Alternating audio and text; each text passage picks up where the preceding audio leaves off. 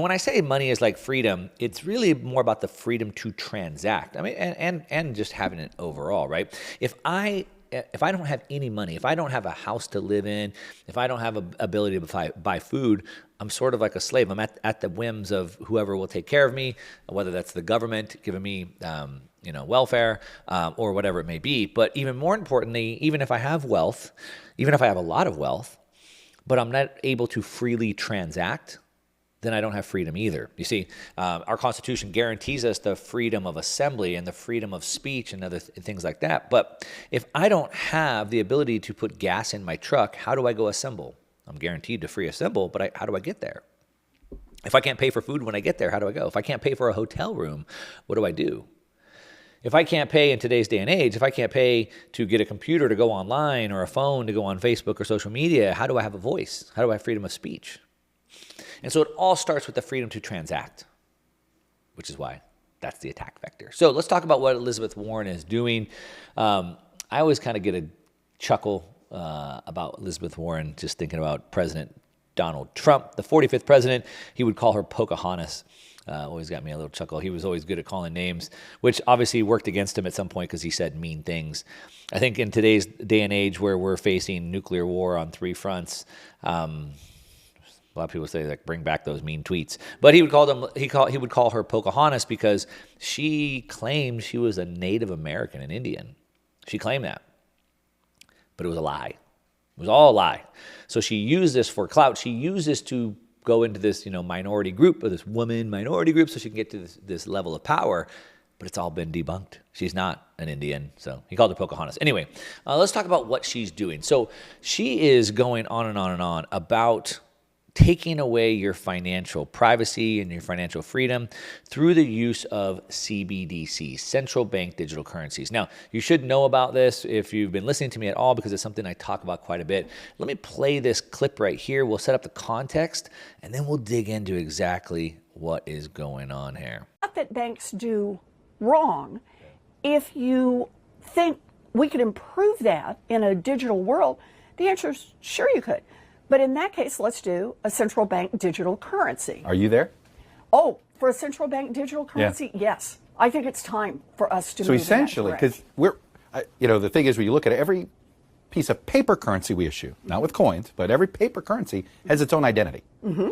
So essentially, we're prepared for the blockchain now with currency. Should that be how we build this? So I think of it as, again, what's the problem you're trying to solve? And if the problem you're trying to solve is fast, almost frictionless ability to send money across the country, do it rapidly, send it around the world, be able to send it to your cousins in Argentina. If that's what you're trying to solve, a central bank digital currency does that. Let's just talk about what she just said there. So first of all, Pocahontas, Elizabeth Warren here, just so you know, she's 74 years old, 74. I'm guessing your grandparents are probably not the most up-to-date on technology. No offense to people 74, but let's just put that in the record. Now, let's go back to what she just said there. So first of all, the interviewer here asked her, this is from a clip that she did just recently, and he asked her, "Are you there with a central bank digital currency?" She said, "Yes, absolutely, I'm there." Hi. She's like laughing, almost giddy. Well, what's interesting about that is the American people aren't. As a matter of fact, the American people object. We're going to come back to some of the statistics on this of the polls that have been done. Several states have actually passed laws to prevent it. So for her to like laugh giddingly, like, yeah, we're for, I'm there, like, aren't you supposed to be upholding the democracy, what the will of the people is? And I get it. We're not a democracy, a constitutional republic. I get that. But the point is not what the people want, but yet she's there. But let's go back to what she was saying right here. If you look at the problem we're trying to solve, that's what she said. If you're looking at the problem we're trying to solve, so you understand that solutions are supposed to come to problems, right? So she's saying, what is the problem we're solving? So she's approaching that right. But what she got wrong is the solution or the problem we're trying to solve. She said, if you're wanting to have a faster money, the world doesn't need a faster money. The world already has pretty fast money. As a matter of fact, we can go anywhere in the world. We can send money as fast as we want. We can go any store we want, put our credit card in or debit card, whatever. We have Venmo, PayPal. Like, the world doesn't need faster money. If that money moves, instead of me waiting at the store, for what, 30 seconds for the credit card thing, if it goes into 20 seconds, does that make it better? Does the world magically improve if we fix that problem? Is that the biggest problem we're trying to solve? No. What's the problem we're trying to solve? The problem we're trying to solve is we have a massive inflation, never-ending inflation, permanent and intentional inflation, because the money supply continues to expand. The government continues to print money. That's a problem. Inflation is a problem. The Fed says they're trying to solve it, but they can't solve it because they're the ones that create it. They're the arsonists trying to be the firemen. So we have this never-ending inflation. It's permanent and intentional because of the monetary supply. That's a problem. So how would we solve that? We need a fixed supply. We have another problem. That is censorship. They want to censor transactions. They want to say who can and cannot pay. Take away your freedom through freedom to transact. That's a problem. So we need something that's censorship resistant. The other problem is that 2 billion adults in the world today have no access to banking because they don't have permission to join. So we need something that's permissionless. We have a problem with borders. Each country has their own laws, rules, regulations. We need something that's borderless. Those are the problems we're trying to solve. CBDCs don't solve any of those problems, so she's got it completely wrong. But, don't fault her. She's old. She doesn't understand what she's talking about. Let's hear the rest. And you don't really need a stable coin for that. You've already got a dollar denominated. You don't really need a Bitcoin to be able to do that. So then the question becomes, so what is it that the Bitcoin, what problem is it solving for? And now we get into a very different space.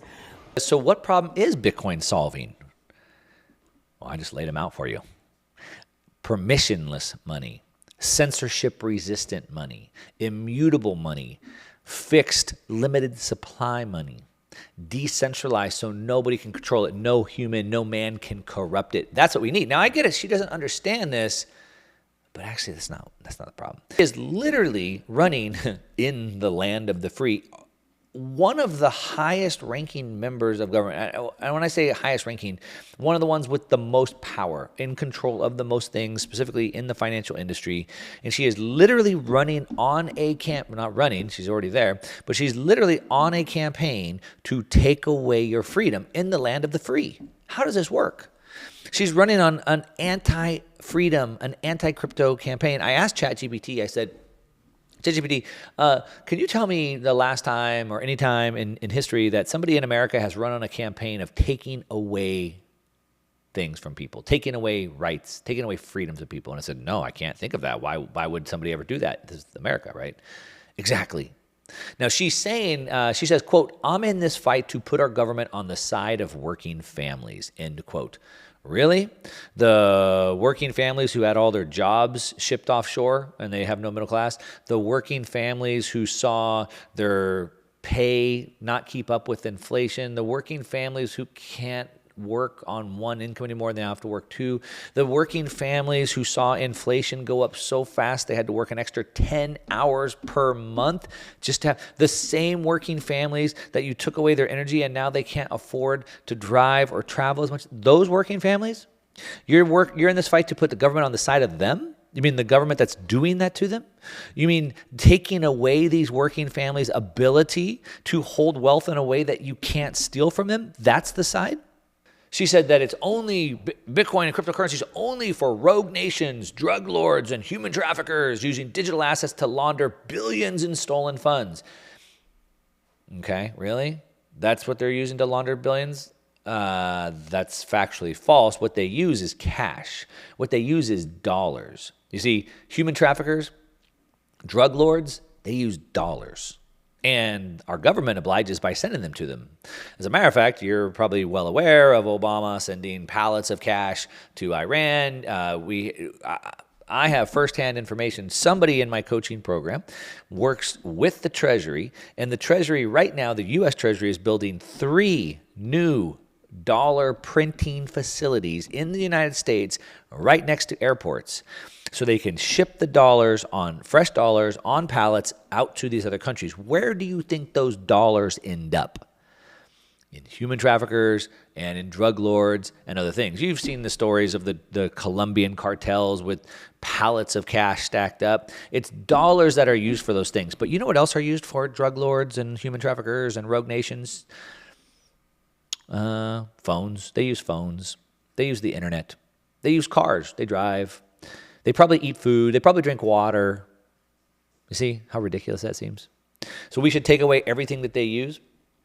We should probably take away the dollar. But let's keep going and let's talk about what she's doing here.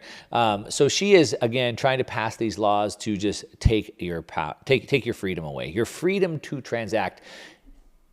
Your freedom to store your wealth in a way that they can't debase, in a way that they can't steal from you. And of course, she's using all types of fear mongering to do this. Like if you don't let us take away your freedom to store your wealth, then your kids could die in terrorism and drugs. Well, okay, then again, all this is false. Now, let's talk about this specific bill that she's put forth here right now and what she's trying to do. So first, let's talk about the central bank digital currency. So a central bank digital currency, I've covered this a lot, so I don't want to dig in super deep, but it's basically a new digital form of money, but it's not decentralized. So it's not like a cryptocurrency. It's not decentralized. It is controlled. It's just issued sort of like the dollars that we have today, and it's controlled by the bank. But the difference of what we have today versus what they want to do, a central bank digital currency, is that a central bank digital currency is programmable. And so what does that mean? Right now, of course, the government can freeze your bank accounts. They can seize your bank accounts. They can, get your financial records from your bank, your credit card companies, and things like that. But it's very reactionary. As a matter of fact, if the government wanted to get, all your financial records, it would be very laborsome. It'd be very cumbersome. They'd have to get, those pesky court orders to allow them to infringe on your privacy. It would take a long time to build that case against you or whatever. But see, with CBDCs, it's like they're fighting pre-crime, right? So they're preemptive, they're programmable. So they could just build in all types of programs into this. So for example, we're trying to stimulate the economy. We need people to spend more money. So if you don't spend your money by Friday, it comes back to us. You lose your money. Or, we're trying to reduce the carbon here in here in California. There's a 30% tax on pork because it's bad for the environment. So they just say, hey, from now on, anything you buy that's related to red meat or pork, we're just going to charge you extra. Or you can only buy so much red meat or pork, and then after that, you can't spend your money on that anymore. Hey, nothing good happens after midnight, so your money just doesn't work after midnight. Hey, this protected group, women, gay, black, whatever it is, you're going to get reparations, or you're going to get this preferential treatment, this extra income or interest, but this other group here, you're saving too much money or whatever. White males, we're going to take money away from you. It sounds ridiculous, but this is exactly what it opens up the door to.